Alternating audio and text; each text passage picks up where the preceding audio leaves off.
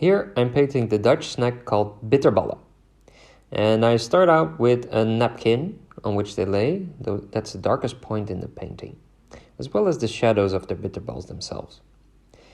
I notice they have this crust which is very crispy but also has this warm glow to it, so I make it quite orange, as you can see, orange-brown. I also added a little plate on which they rest, to give it a bit more context. At first I wanted to keep it out, but I thought it would bring more context to the piece. And I like to have a light colored background, really make it pop. So here you see me blocking in everything before I really start on the details. That little shadowy part and the glowing edge of the plate give it depth. Now, one of the bitter balls has been bitten, and you see the ragu inside. I like this because it shows you more than just the outside of the snack.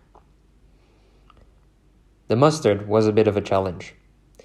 I wanted it to be very vibrant, especially where the light hit. As you can see, that's a very, very bright yellow. It's a cadmium yellow mixed with some yellow ochre and also a little bit of blue in the shadowy parts to make that greenish feel.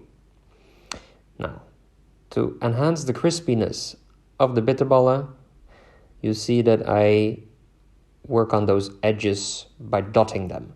For the brightest highlights, I use my palette knife, and then I blend it out a little bit with my brush to make it more smooth. Enjoying some beer and bitterballs is the perfect way to start your weekend.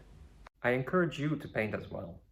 As a matter of fact, I host a weekly food paint challenge over on Instagram, where you can download this picture and see how hundreds of other artists paint the same subject. So, I would say happy painting!